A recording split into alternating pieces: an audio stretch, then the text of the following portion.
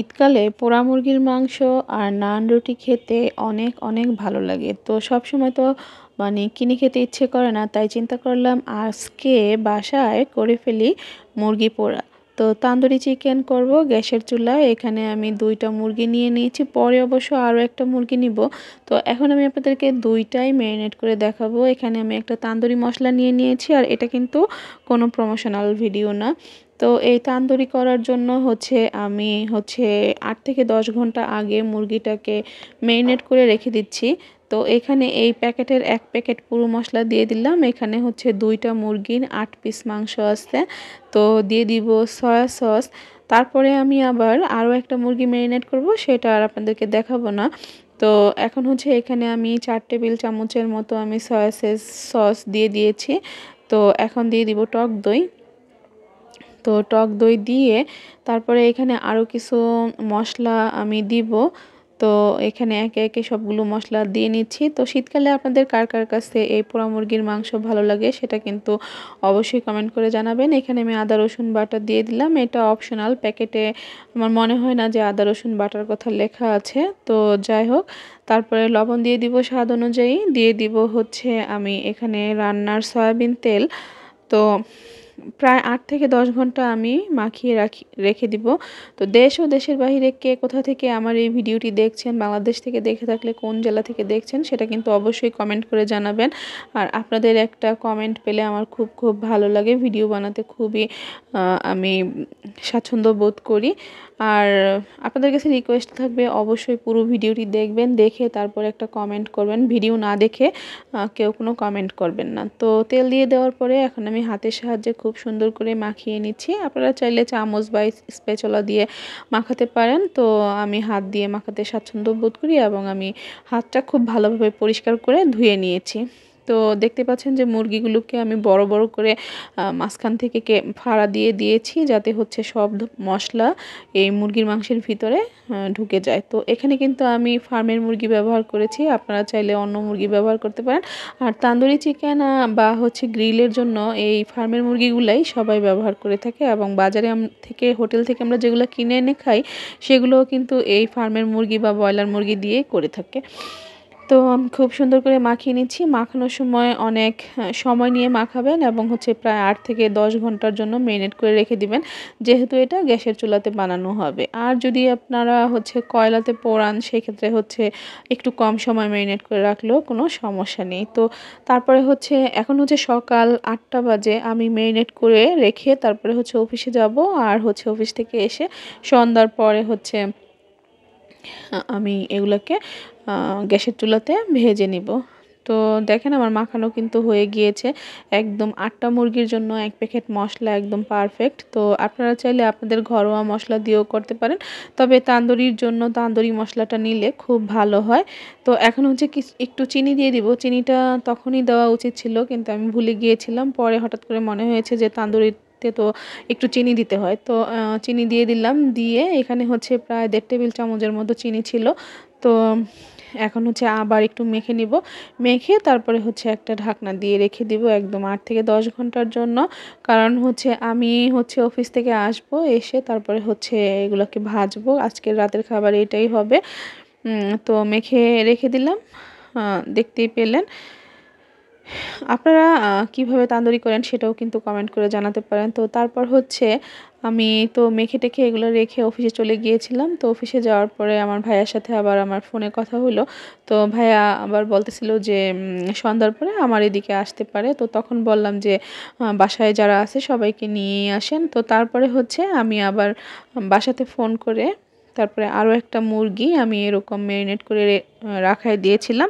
তো তারপর 3টা মুরগি আমি আজকে ভেজে নিব। আর অফিস থেকে যাওয়ার সময় আমি আজকে নান নিয়ে যাব। আজকে সবাই এটা দিয়েই রাতের খাবার খাবো। আর এটা আমার পক্ষ থেকে একটা ট্রিট ছিল আমার হাজবেন্ডের জন্য। তো ওর সাথে আমি একটা এটাকে বাজি বলবো না, ঠিক একটা কথা হেরে গিয়েছিলাম। তখন এমন হয়েছিল যে আমি যদি হারি তাহলে তাকে আমার খাওয়াতে হবে। তো সেই উপলক্ষেই এটা করেছিলাম। তো তো যাই হোক মাঝখান থেকে আবার মেহমানও আসবে দেখে আরও একটা আমি করে রেখেছিলাম। তো টোটাল 3টা মুরগি আমি করে রেখে দিয়েছিলাম। তো এখন আমি অফিস থেকে চলে আসছি, এখন বাজে হচ্ছে সন্ধ্যা 7টা। তো আমি গ্যাসের চুলাতে করব, এখানে একটা কালো ফ্রাই প্যান বসায় দিয়েছি। তো তান্দুরি করার জন্য কিন্তু এই ফ্রাই প্যানগুলো খুব কাজের, এগুলোতে করলে খুব ভালো হয়। তো আমি পাশাপাশি 2 চুলাতে 2টা ফ্রাই প্যান বসিয়ে দিব। আপনারা দেখতে পাচ্ছেন পাশে আরেকটা চুলা আছে, তো সেখানে আমি একটু পরে বসাই দিব। তো প্রথমে হচ্ছে একটা কড়াইতে বসাচ্ছি। 2 চুলাতে করলে হবে কি অল্প সময়ের ভিতরে আমার এগুলো ভাজা হয়ে যাবে। আর যেহেতু এটাকে কি বলে ব্রয়লার মুরগি, এটা কিন্তু সিদ্ধ হতে অত বেশি সময় লাগে না। তবে যেহেতু আমি পোড়া পোড়া ভাব আনবো, সেক্ষেত্রে কিন্তু আমাকে মানে অনেকক্ষণ বসিয়ে রেখে তারপরে পোড়া পোড়া ভাবটা আনাতে হবে। আর হচ্ছে মাঝখানে মাঝে মাঝে আমাকে এই তান্দুরির মশলাগুলো হচ্ছে ব্রাশ করে দিতে হবে। তো আমি ব্রাশ দিয়ে দিব না, আমি চামচ দিয়ে দিব। তো যাই হোক আমি 2 চুলাতে এখন হচ্ছে বসিয়ে দিব। যেহেতু 3টা মুরগি 12 পিস মাংস, তো আমার হচ্ছে 3 বারে 4 বারে হয়ে যাবে। তো আমি প্রথমে 4টা বসিয়েছি, 4টা বুকের পিস দিয়েছি, তারপরে হচ্ছে 4টা পায়ের পিস দিয়ে দিব। তো এইভাবে হচ্ছে আমি দেখতে পাচ্ছেন যে কিছুক্ষণ ঢাকনা দিয়ে রেখে দিলাম, আবার উল্টে দিলাম। তো এইভাবে আমি উলট পালট করে সবগুলো ভেজে নিব। তো এর সাথে হচ্ছে আজকে আমি 3টা চাটনি বানাবো, একটা টক দই এবং ধনিয়া পাতা দিয়ে, আরেকটা হচ্ছে টমেটোর চাটনি। তো আমাদের সবারই ফ্রিজে থাকে, তো ওইটা আর বানানো দেখাবো না। চাটনি আমি কোনোটাই বানানো দেখাবো না, কারণ হচ্ছে ভিডিওটা আমার কিন্তু অনেক দিন আগের, আমি ভয়েস দিচ্ছি হচ্ছে পরে। তো যে কারণে বলে দিচ্ছি যে বানানো দেখাবো না। কী কারণে? কারণ আমি ক্যামেরা অন করতেই ভুলে গিয়েছিলাম চাটনি বানানোর সময়। তো চাটনি বানানো হয়ে গিয়েছে, যখন টেবিলে সার্ভ করব তখন দেখি যে আমার চাটনির ভিডিও নেওয়া হয়নি। তো ধনিয়া পাতা টক দই দিয়ে আমি একটা চাটনি করেছি। আর হচ্ছে তান্দুরি মশলার যেই মাখানো মশলাটা রয়ে গিয়েছে মুরগিগুলো ভাজার পরে, সেই মশলাটাকে একটা চাটনি করে নিয়েছি। তো 2টা চাটনি, আর একটা চাটনি হচ্ছে আমার ফ্রিজে ছিল টমেটো চাটনি, টমেটো সস। তো সেটা এই 3টা চাটনি, আর হচ্ছে আমি আসার সময় হোটেল থেকে গরম গরম নান ভাজিয়ে নিয়ে এসেছিলাম। তো সেই নান রুটি দিয়ে আজকে পরিবেশন করব, আর একদম গরম গরম সবাই মিলে খাবো। তো খুব মজা হবে। তো আমার মতো কে কে ঘরে এরকম তান্দুরি চিকেন গ্যাসের চুলাতে করেন, সেটা কিন্তু অবশ্যই কমেন্টের মাধ্যমে জানাতে পারেন। আর হচ্ছে কে কে কয়লাতে করেন সেটাও বলতে পারেন। তবে এই এই যে চুলাতে আমি করতেছি, এটা কিন্তু মানে কয়লা থেকে কোনো অংশে কম না। একেবারে আপনি খেলে বুঝতে পারবেন একেবারেই একরকম স্বাদ, কোনো পার্থক্য নেই।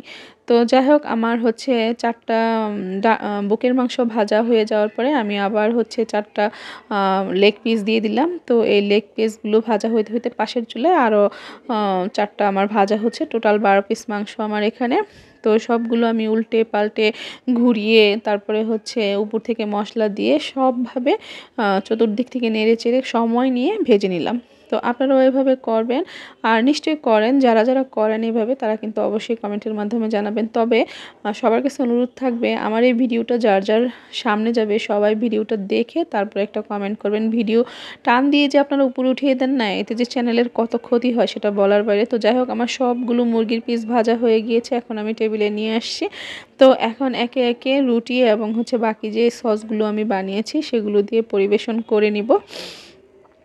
তো আজকের ভিডিওটা অত বেশি বড় হয়নি, 9.5 মিনিটের ভিতরে আমি শেষ করে দিয়েছি।